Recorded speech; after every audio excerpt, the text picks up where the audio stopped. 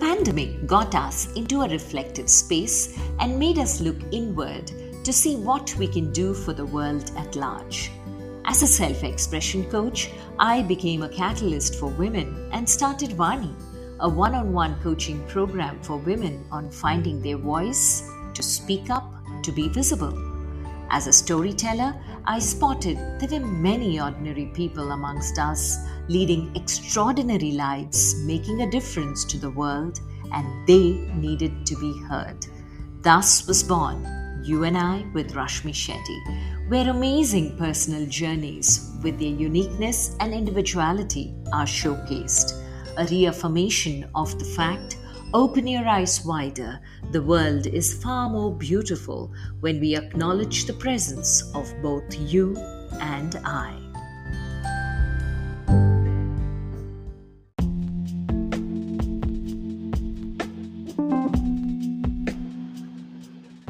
The second Sunday of May is Mother's Day. Our guest this week is Beulah John, who is a mother not only to her twin boys, but to more than 23 girls who are now with her. For her, every day is Mother's Day. A retired high school biology teacher, now a full-time mother and social worker, she is the founder and managing trustee of the Refuge Foundation Children's Home. Having been saved from trafficking herself, Beulah wanted to create a safe space and home for motherless girls in distress. She has dedicated her life to serving children who have been abandoned, unloved, and orphaned.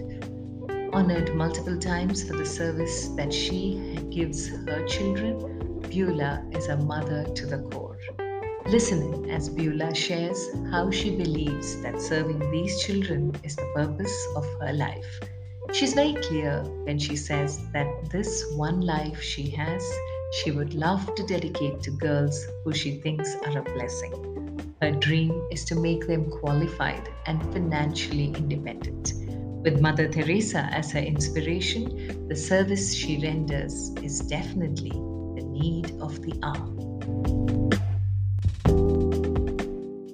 Hi, Beulah. Such a pleasure meeting you again after almost a decade now. You're just the same. Welcome to You and I with Rashmi Shetty. Thank you, Rashmi. Thank you. You are somebody who, when I met you last time, also was smiling, joyful, energetic, and you still continue to be the same. So, what is real Beulah like? To the Beulah John that the world knows you today. Yes, this Beulah has her own story when she was young, you know. In India, there are so many girls, daughters, especially daughters. So I also have my own story because I was kidnapped when I was 2 years. I was about to be trafficked. I have my own story where I was born in Bangalore. I think I can share this story because people should know how, I mean, a girl child can come up in life, you know, if with the support of family. So when daddy had a transfer to Belgaum and then Bangalore, I was born there. So around 2 years, I was playing and somebody came, beggar or something. Mummy went inside the kitchen and fraction of a second, I was kidnapped. And I was not to be found. My mother searched everywhere, daddy searched everywhere. So they had to give FIR as usual, how parents give FIR when their girl child is missing. Same thing is happening today, and same thing happened to me in 1972. It happened to me, 72. So I think then Appa had to give FIR. Police started searching for me from morning 7:30 till 8:30. I was not found. Till night, I was not found.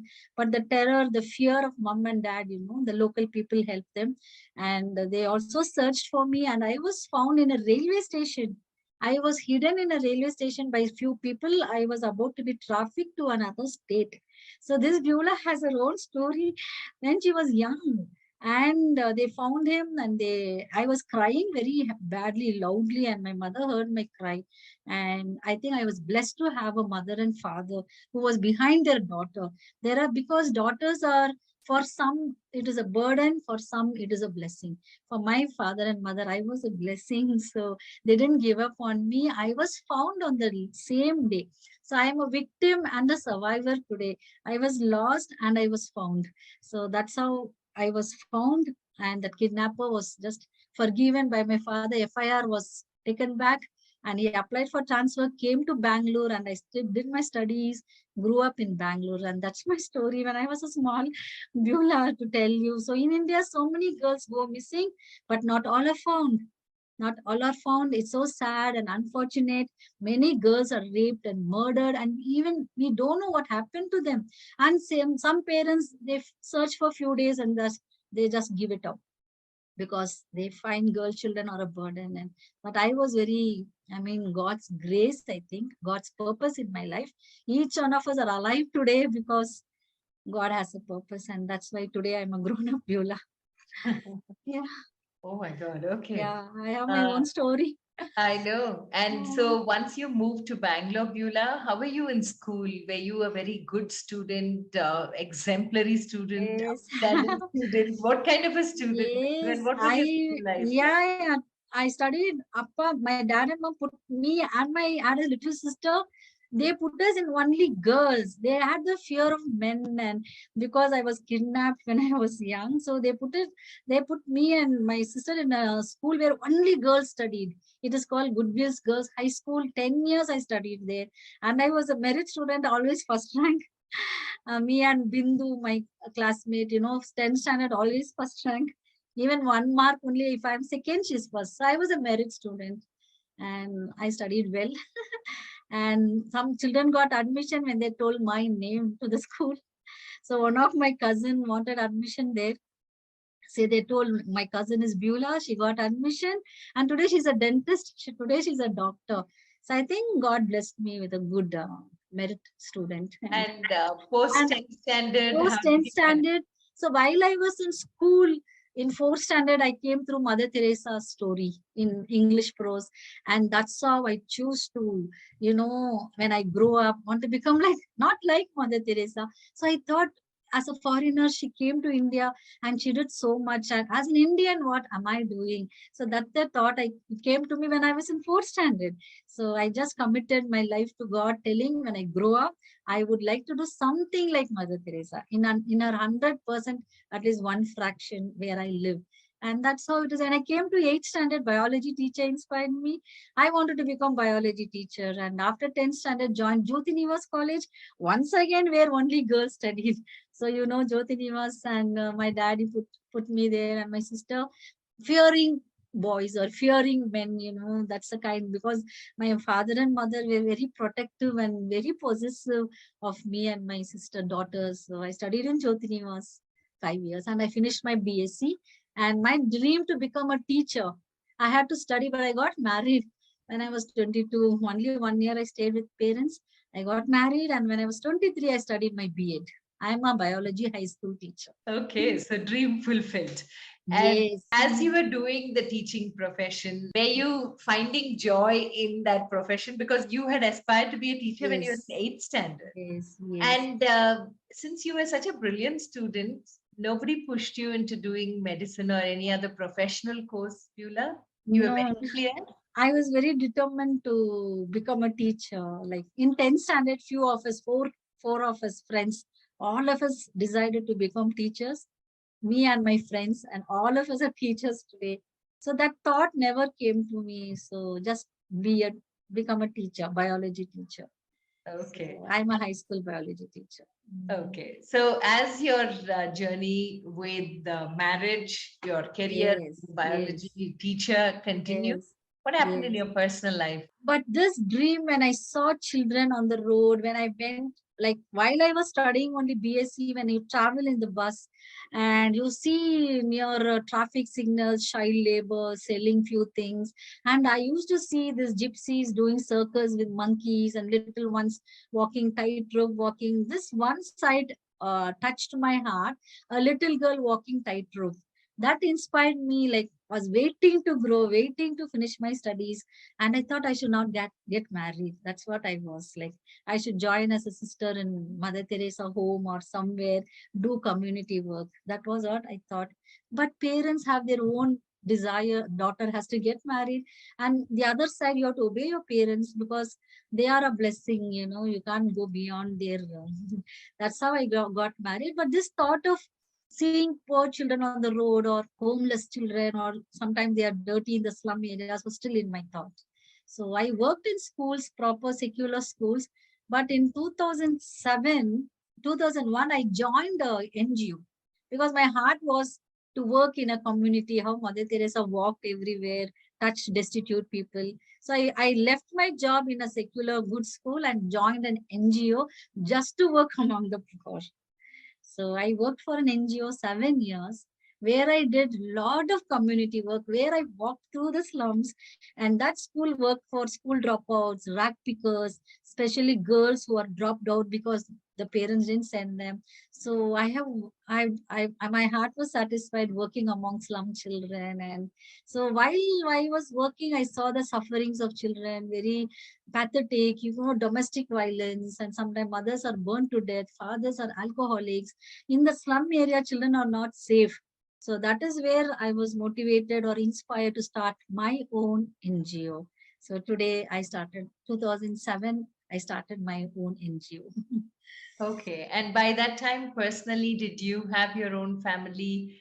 And Yes, yeah. yeah. 93 I got married, and 94 I got twin boys. God blessed me with twin boys. And it is when you have a dream and when you're working towards a dream, your family is your big support because you can't do things alone and you need some support. And my husband, my father, and of course my mother and mother-in-law little hesitated because my daughter has studied so much BACB, and why she's leaving her job and why she want to start her own NGO. She has, God blessed her with 2 children, and why she wants some more children in her house. My dream was take children from the road and be with us, eat the same food, be with my 2 sons. Like that only I started. So I think last time when I spoke to you, I spoke about a little boy, 3.5, and he was my third son. Then again 2 sons, then again a daughter I rescued. So like that, it went on and went on, and then afterwards my family supported me fully. Today the first child is 18 years, and he just finished his 12th standard. He's going to do his degree now, psychology. So that's my life grown now. My family support was great for me. Yeah. Yeah, sure. Because in these kind Yes. of Yes. different kind of activities, especially making Yes. a Yes. difference in society, I think Yes. family needs to And be you there. can't do it alone. You Yes. need support. Yeah, Yes. that is true. Mm. So, when you decided to start this NGO, what Yes. did you have in mind, Beulah, that you're going to take children who need to be rescued? Anybody you see? How do you Yes. decide what kind of children you take under your shelter?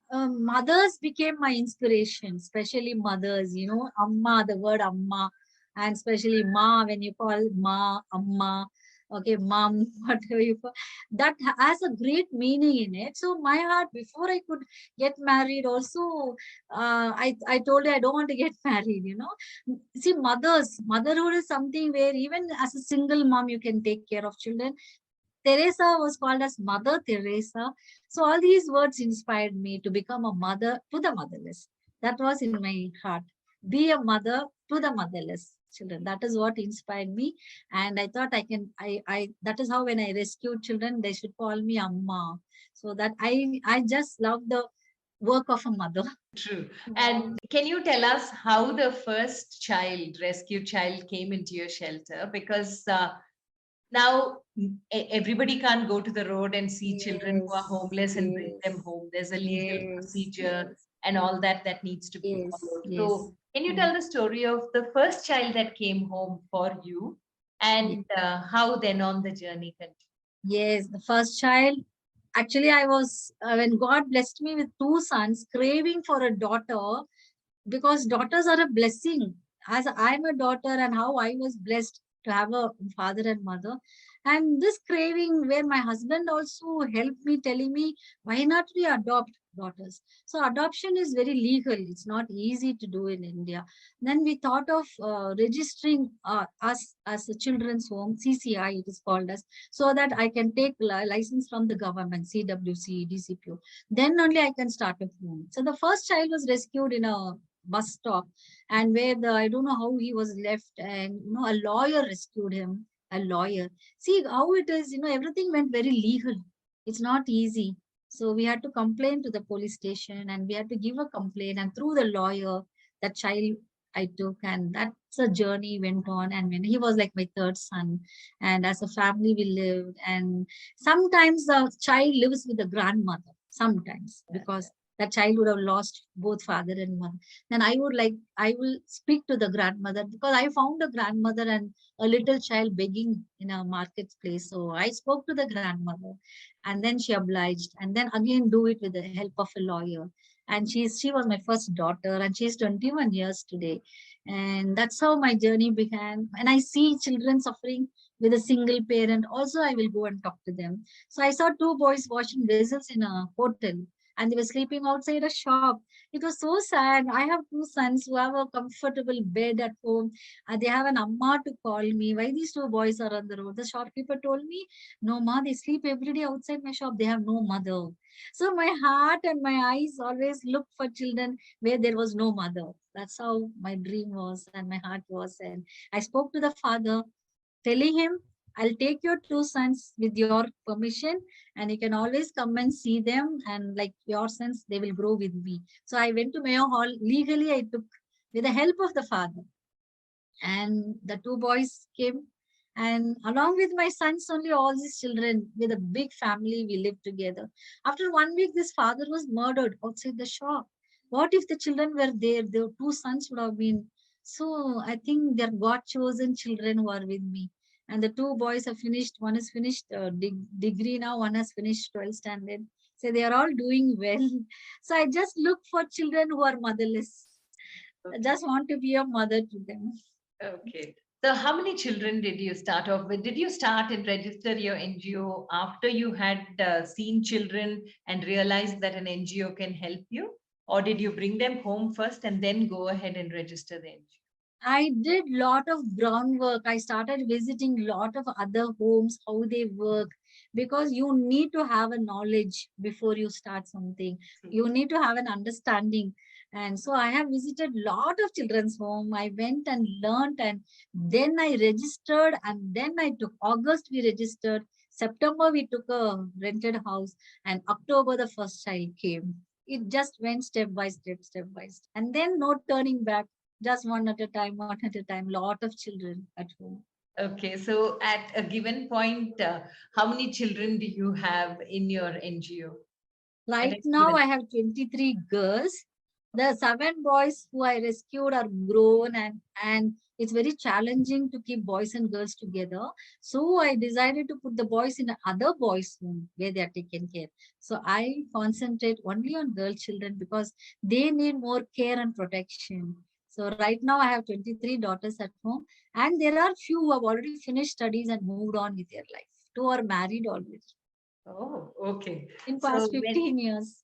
okay, so when you say 23 daughters, what is their age range, Beulah? The eldest two are in college now, whom I rescued while they were 7. But grandmas brought them to me, or teacher brought them to me. My dream and desire or the vision is to educate a girl child, to because that is going to help her more with lot of love and affection, compassion on girl children. So the eldest is 20 years now. The youngest is now 10 years. 10 Yeah, years. yeah. Okay.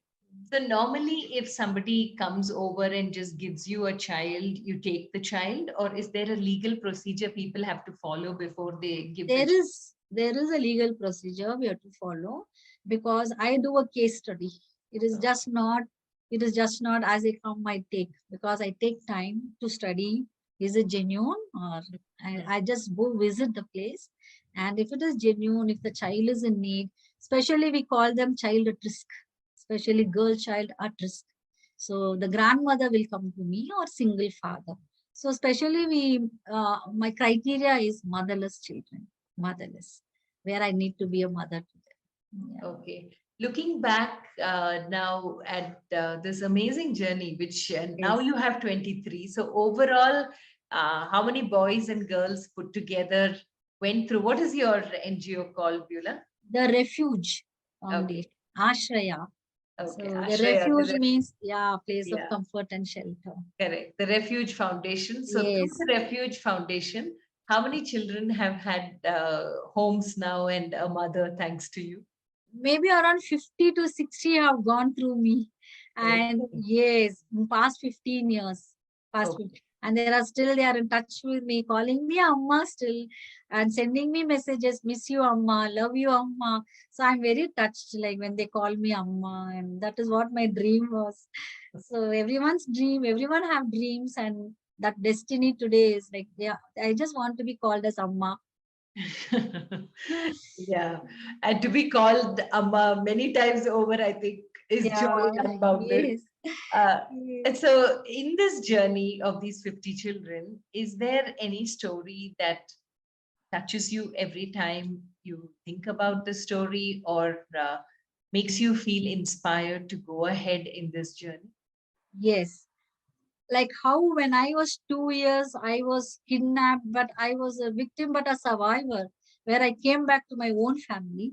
Same like my story, there was a girl child rescued by IJM. I think you would have known IJM, International Justice Mission, who work among child laborers, trafficked children, and all that. One day they called me in 2014, June 1st, and told me, we have a child whom we rescued in Mumbai. They rescued her in Mumbai. She was trafficked from Karnataka to Mumbai, but she was rescued in Mumbai and they couldn't find her parents.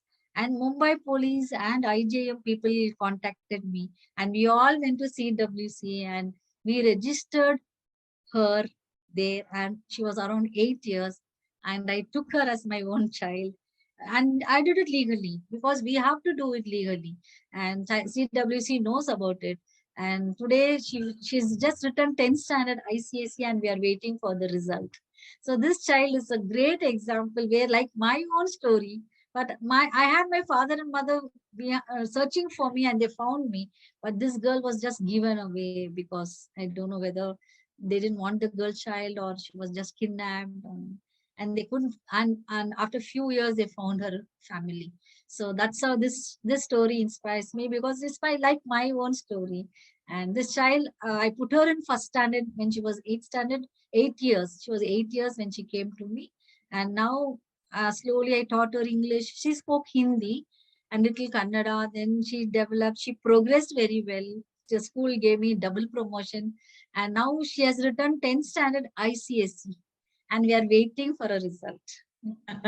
This is a very success story. Yeah, yeah, it truly is.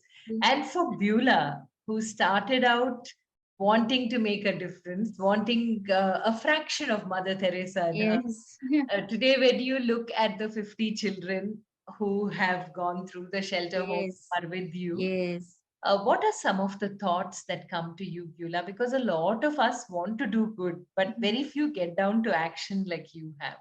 What are some of the thoughts that come to you when you look at your own journey and see from where you got the courage to? Actually, to become a mother is a joy.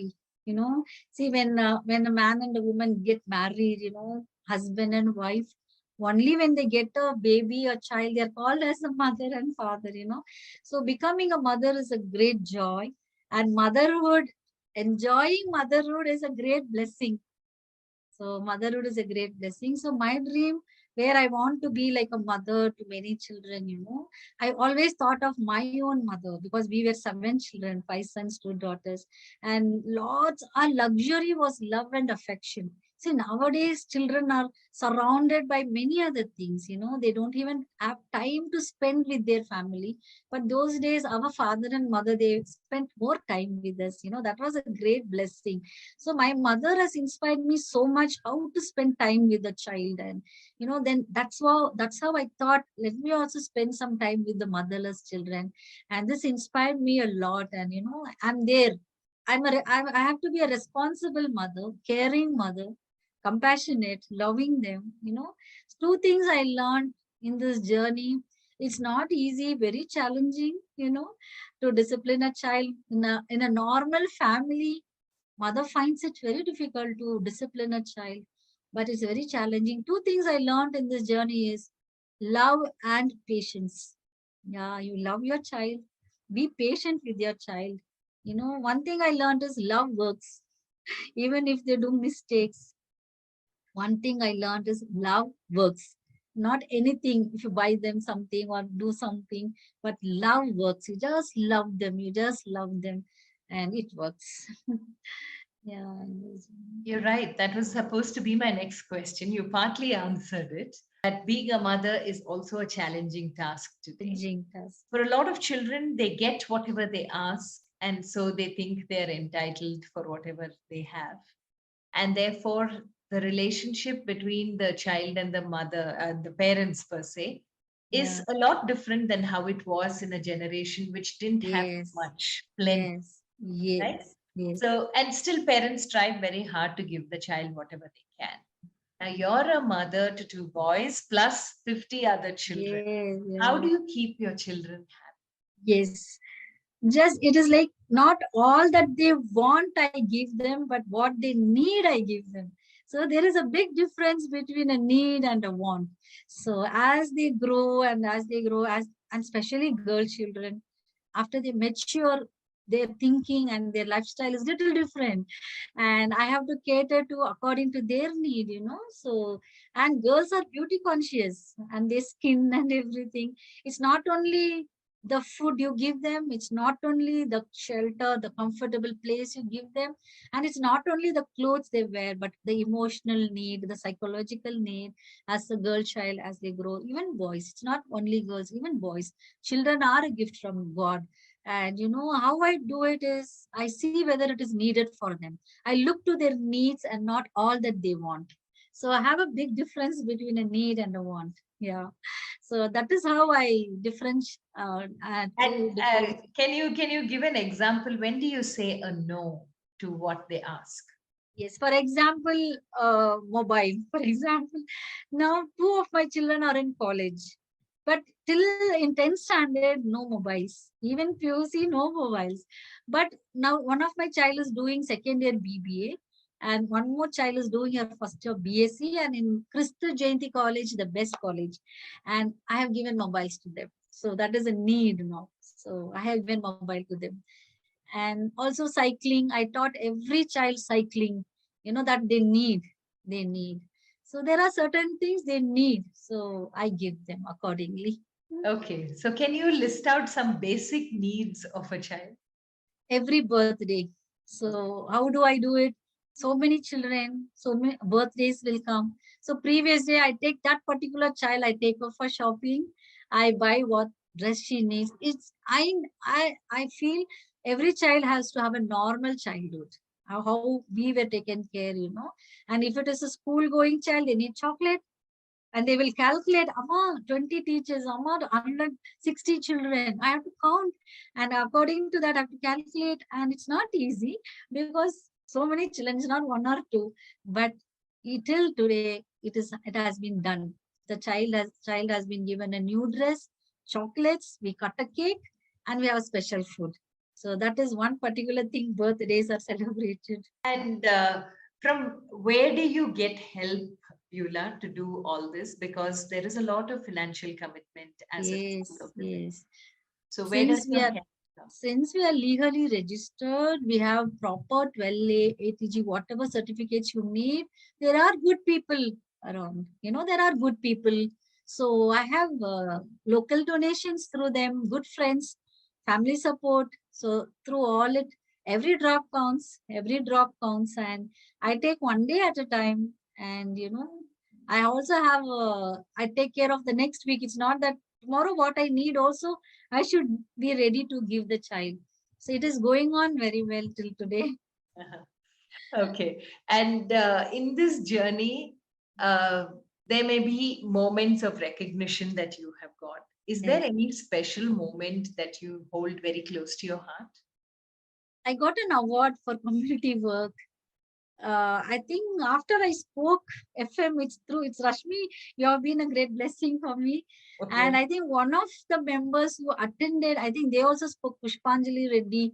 I still remember her. She visited my children's home. And one International Women's Day, they celebrate Women's Day. So one organization had called me and they gave me an award, Beulah John, for leadership award for a mother.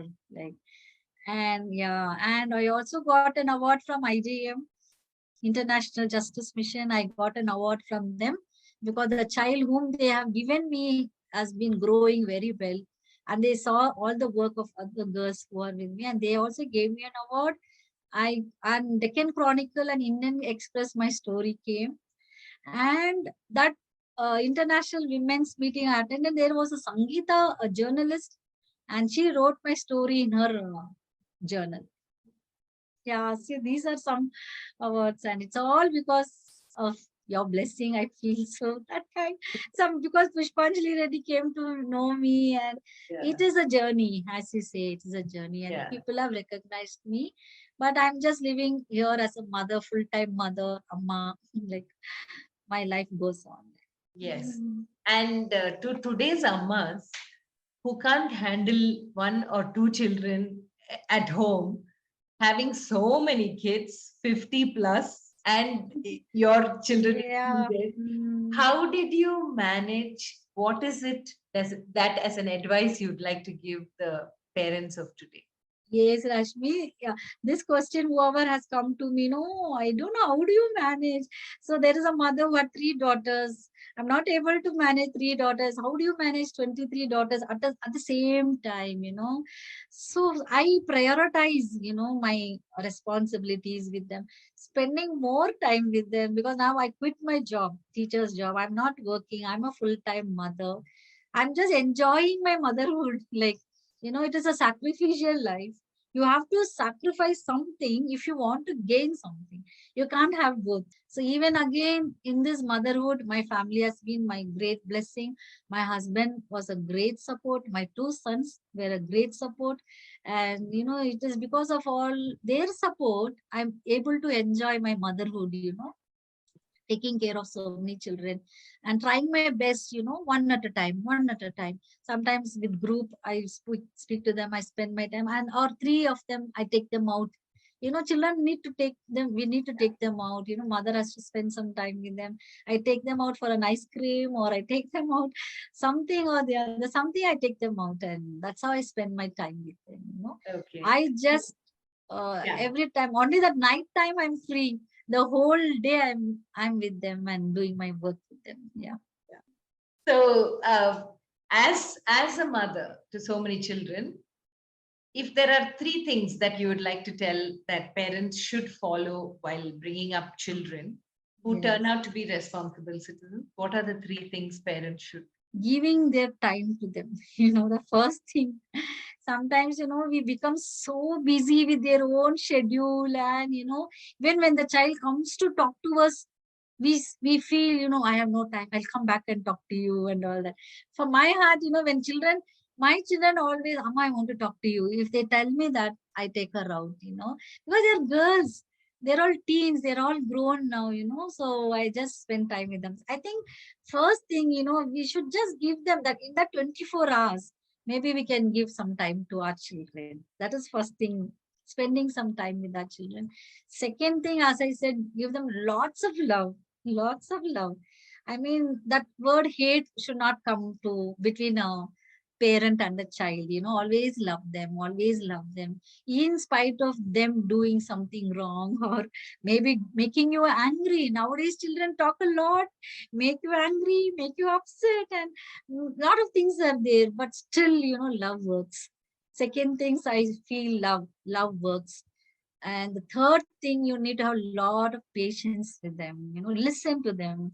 Sometimes, adults, we think our dreams have to be fulfilled in our child, but just leave it to them. Their dreams have to be fulfilled and not our dreams on them. So these three things, I feel: time, love, patience. I think we need and to bring up a child. Very beautifully put, Beulah. Very beautifully put, and very practical if we sit down to think. Yes. Weren't there moments when your two boys ever complained to you saying, Amma, you don't give us time? It is, my boys have inspired me when they were in fourth standard. My boys were in fourth standard. My husband worked in Bishop Cotton Boys School. I worked in a school. My son studied in a school. But all three of us come back home at the same time. And one day it happened, 4:30, they brought a rat picker boy. He was dirty. They said, Amma, you look dirty. We brought him home. I was touched by my son's I mean, it is like love in action. You see, sometimes we see children on the road, we feel pity on them, but when you do it in action, it becomes compassion.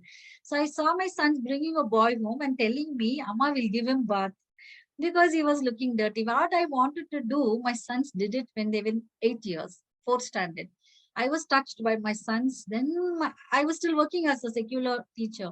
And that thought of my sons doing this inspired me more, motivated me more to leave my job and start my own NGO. So I gave him bath. My sons put their own rest to that boy, little boy, and we gave him food. And my sons are telling, Amma will keep him with us. Like, so that inspired me. My sons are very supportive, and I can say they were a blessing for me. My sons shared Amma with other children. I See, know. children, I yeah, know. children will share their toys or food or some clothes, something. But my sons shared their Amma to other children. Yeah, yeah. Yeah, That is I so. have situations where my son's calling me Amma once, and my other girls, children will be calling Amma. So I have to prioritize how to deal with everyone. So whole day I'll be busy with children. Only when they go to school, I have little time for me. And you're not tired, Beulah? No, this question everyone asks because I this fills me with joy, taking care of a child. And when I see the child growing, and two are in degree now, where I taken care from UKG, and they are in degree in the best college. That was my dream. And when I see my vision coming reality, coming to a reality, I think I'm not tired. I just keep doing things, and there is a night to get rest. So I Wow. So just go when on. does your day begin and when does your day end? Morning 5:36, I get up. I have a diary where I note it down what I have to do today. That Okay. helps you a lot, to prioritize. Yeah. And I don't stress out too much because I need to live longer. I want to live longer and be a mother to as many as want to call me Amma. So I want to take care of my health. So I prioritize. I have a diary where I today what to do. Today is May 2nd. What I should do, I will do only that. So I prioritize and what can be done tomorrow can be done tomorrow. So I think we should not rush doing everything at the same time. That is what I learned because children, one has to go to school, one has to be in 10th standard, one has to do admission. Which is first? I do that first and then I do it. Okay. And when you're talking about your entire day like this, Yes. uh, who is part of your team to help you to make sure that what you plan, what you write in your diary is fulfilled as? It's like I have a team, like I have a staff, I have a cook Hmm. who can cook for the children. I have an admin staff who has to do my admin work. And also, this lockdown has helped me to start occasional training. So we taught our children because they're girls. We taught our children embroidery. We taught our children tailoring and all this. So we have a teacher for occasional training. And some things what the I manage everything. I manage everything and just coordinate everything and with the help of this my staff and children are the beneficiaries. The children are like where I work with them and now they are grown. Sometimes children also are with me to support me and help me out. Yeah. Okay. So now that you brought the pandemic, reflection time, the pandemic for all of us forced us into reflection, made us pause, see what we have done with our life so far, and realized that we have a choice always, and we had chosen that busy life that we had thought we are living. Yes. So each of us took our lessons from the pandemic. Life is slowly coming back to normal. God knows how many of us remember those lessons. Yes. But what about you, Beulah? Yes. How was the pandemic for you, and what are your reflections from the I still remember like March 2020, the lockdown started and the schools just, I think the first day max exam they finished and immediately, suddenly the government, they announced lockdown. And it was like, all the children are with me, almost more than 20. And keeping them together is another challenge. So there are few grandmothers, I requested them, can you take your child for few days? And they obliged. And still there were 15 children with me, I had to take care of them. And it was lockdown, you can't go out, you can't even, no shops, nothing. It was a big challenge for us. And there were a lot of good Samaritans, helping people, providing provisions to you, and somehow like that, even I received provisions, and it went on. I mean, I took care of children, and there was this fear. If they get a cold or a cough or little fever also, even for slight fever, everybody thought it might be COVID, it might be corona. Yeah, we all lived in fear. And I think God gave me courage to move on with help of so many children also. And one thing I can say is I kept them healthy, giving them nutritious food. I kept them healthy, lot of vegetables, milk, eggs, because they're girl children. None of us, me, my husband, or my two sons, or all my daughters, the stuff, none of us were positive. God kept us healthy. This I can share with you. And another challenge is the online classes to so many children, and I have to give my mobile, my mobile, my husband's mobile, my laptop, in spite of I know there are challenges. And they will use, children are very technology. I mean, they know, they're very smart.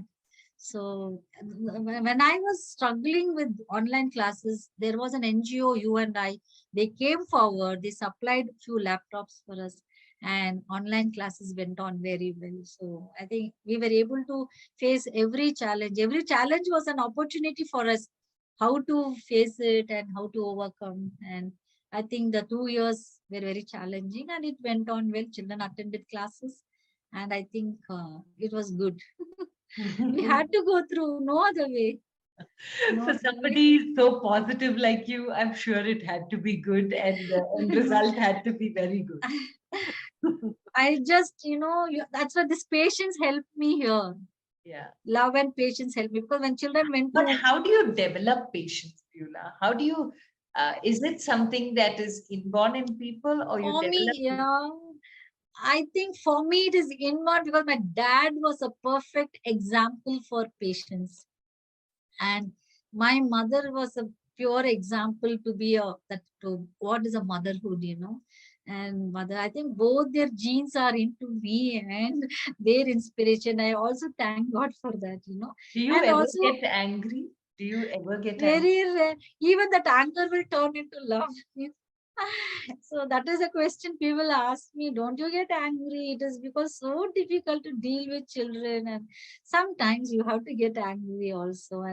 And sometimes I do get angry, but I will not show it up on children. You should never show your anger on anyone. You can just cope with it and do it, change that anger into a positive way, and speak to them, tell them. By the time I could do something, children would have written me sorry letters. That changes me a lot. Yeah. Yes. This is what is going on. You can mold a child. You can mold a child, without showing your anger to them. This anger will provocate, I mean, more danger into their lives. Then that's what I learned. Show them more love, and that is what I learned. Love works.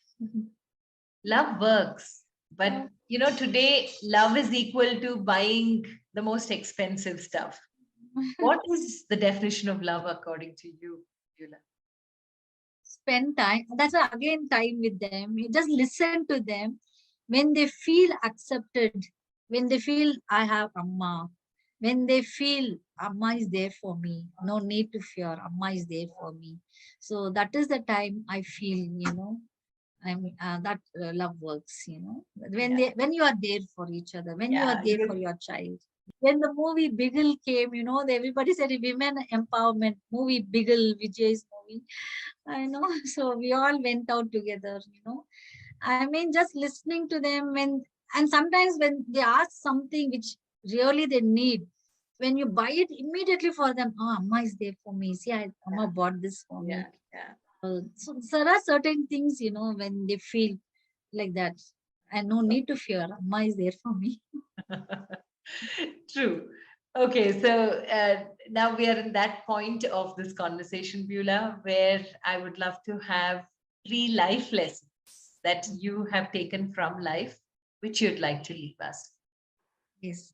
We have only one life to live. So we have to remember that. And always I tell everyone, be kind and be loving to each other and share what you have, This life, what you do is more important than what you have, what you accumulate. Just share it and share your love.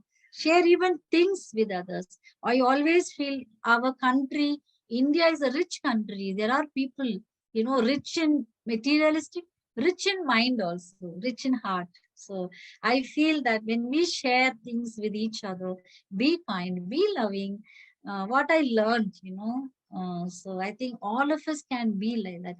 I think it should start at home. It should start with the family. Sometimes nowadays, these mobiles have changed the life of everyone, where everyone spends more time with mobiles and even children. That is a concern now in every family because children spend more time and peer pressure, all that. So I feel all these things we can keep aside, spend more time with each other, be loving, be kind, share with each other. Only one life to live, and this life goes off. You can't do anything. When you go to grave, you can't do anything. There is no joy, no device, or no wisdom in the grave. When you're alive, you can do it. So that is what I like to say. When you're alive, whatever you want to do it, you do it. Don't postpone it. God has kept us alive during this Yeah. pandemic. We have heard so many people died, known people died. God has kept us alive. So I think we should thank God for this gift of life and do things what is good for others. Do good anytime you come across anything. Yeah, true, true. Yeah. You're amazing, Beulah. Your life is an example. Everyone in the world celebrate Mother's Day in May on one Sunday.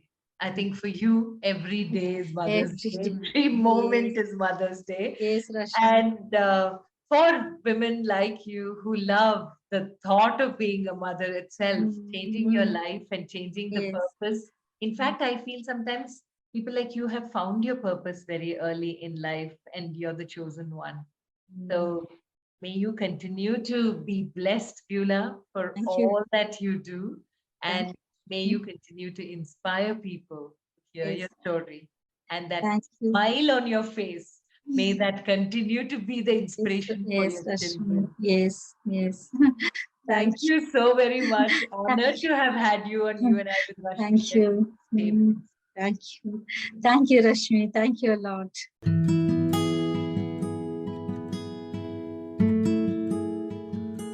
With that, we come to the end of this weekly quest of You and I with Rashmi Shetty.